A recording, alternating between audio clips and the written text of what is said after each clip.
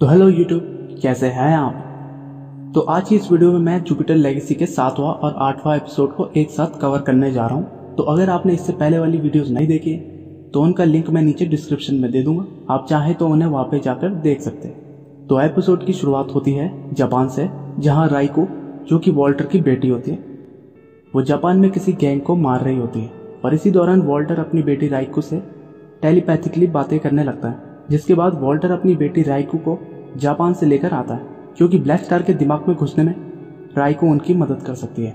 1929 में सभी अब उस आइलैंड में जाने के लिए तैयार होते हैं। यहाँ शिप का कैप्टन उन्हें बताता है कि उनके पास सिर्फ 3 दिन है लौटने के लिए, क्योंकि इसके बाद वो सब अपने शहर की तरफ लौट जाएंगे। यहाँ सब के सब इमरजेंसी बोट में बैठकर उस आइलैंड के लिए रवाना हो जाते हैं, क्योंकि कैप्टन ने अपनी बोट उस आइलैंड से दूर खड़ी की होती है।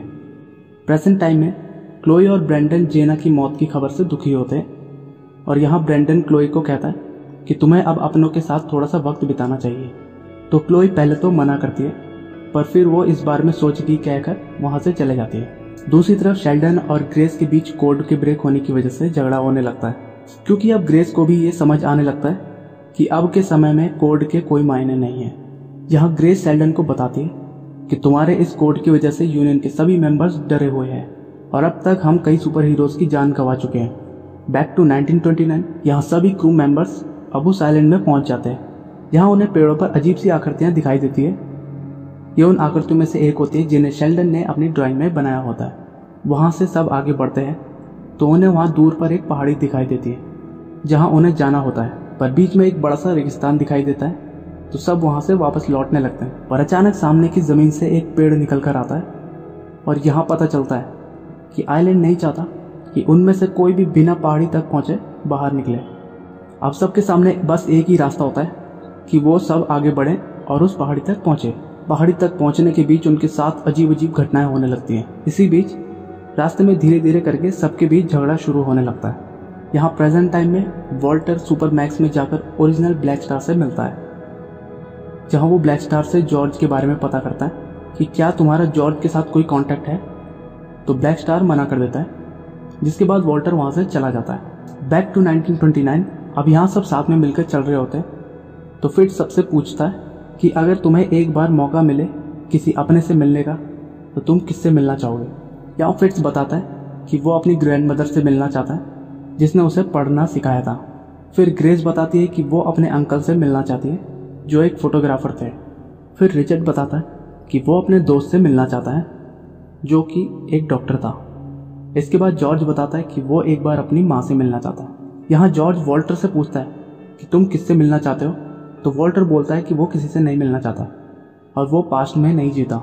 यहाँ तभी उनके सामने रेगिस्तान का रेतीला तूफान आता है, जिसमें सब एक दूसरे का हाथ पकड़कर आगे बढ़ने लगते हैं और तूफान से बचकर निकल जाते हैं। इसके बाद उनके सामने और भी खतरनाक रास्ता आता है, जिसमें उन्हें चट्टान पर एक बहुत ही पतले रास्ते से होकर गुजरना होता है।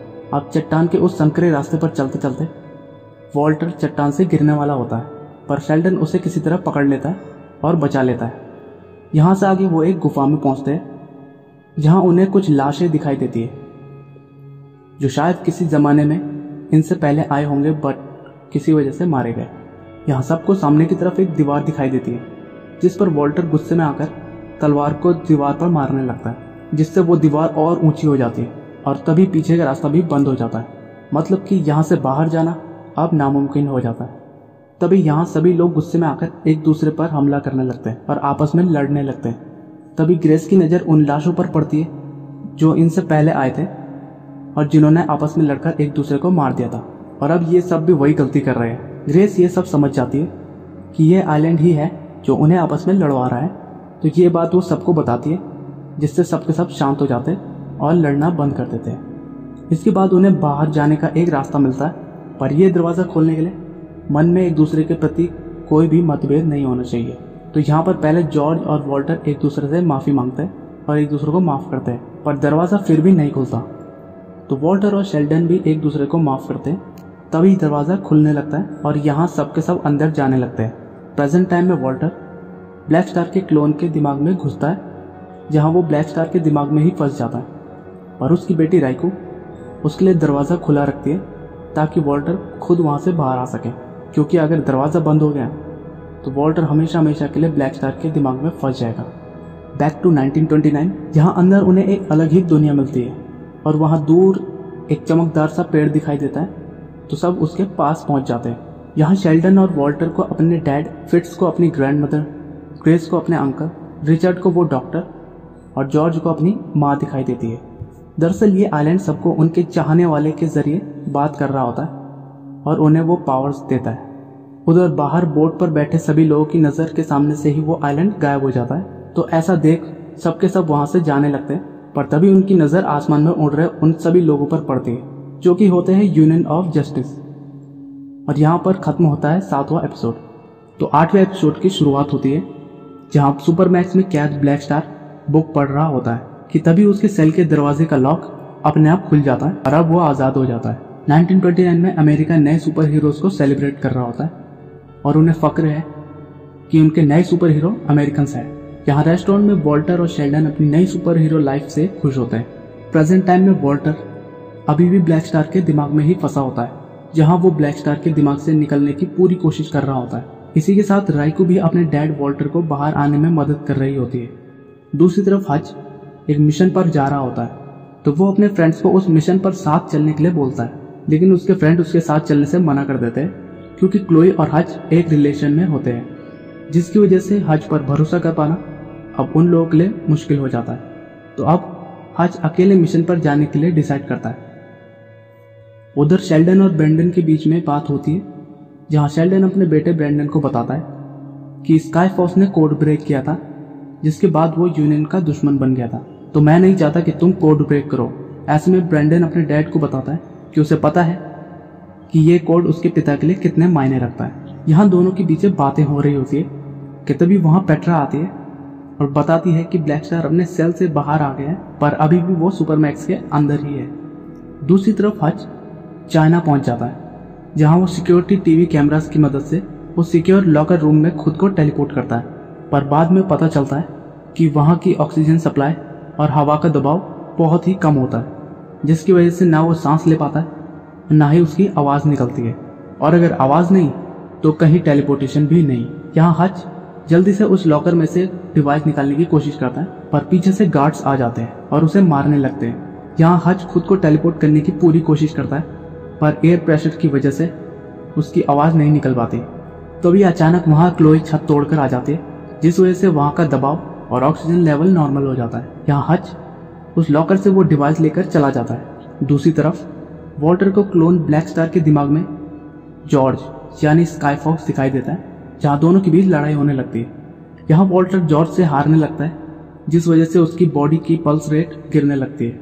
तो ग्रेस राइको की मदद से ब्लैक स्टार के दिमाग में घुसकर वॉल्टर को किसी तरह बाहर निकाल कर ले आती है। उधर सुपरमैक्स में ब्लैक स्टार ब्रेंडन को पकड़ लेता है और शेल्डन को बोलता है कि तुम अपने बेटे को बचाने के लिए कोड ब्रेक करो या फिर अपने बेटे को मरते हुए देखो। तो अपने बेटे को बचाने के लिए शेल्डन अपना कोड ब्रेक करने ही जा रहा होता है, पर पीछे से पेट्रा ब्लैक स्टार पर हमला कर देती है, जिसकी वजह से ब्लैक स्टार का ध्यान बढ़ जाता है और इसी दौरान ब्रेंडन ब्लैक स्टार को हरा देता है।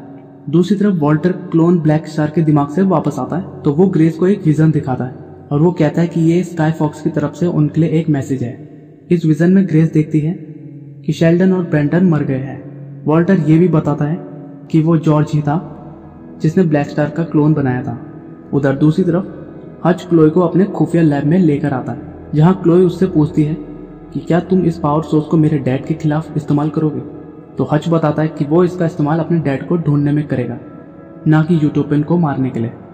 आखिर में राइको और उसके डैड वॉल्टर के बीच बातें होने लगती है, जहाँ राइको अपने पिता को उसकी सच्चाई बताती है कि वहाँ ब्लैक स्टार के दिमाग में कोई स्काई फॉक्स नहीं था, वो तो बस आपका एक छलावा था। यहाँ राइको ये भी बताती है कि ब्लैक स्टार को उसके सेल से आपने ही निकाला था और जॉर्ज यानी कि स्काई फॉक्स को भी आपने ही यूनियन से निकलवाया था, ताकि आप यूनियन ऑफ जस्टिस के लीडर बन सके। इसके बाद वॉल्टर अपनी बेटी राइको को मार देता है ताकि सच कभी बाहर ना आ सके। और इसी के साथ खत्म होता है जुपिटर लेगेसी का 8वां और लास्ट एपिसोड।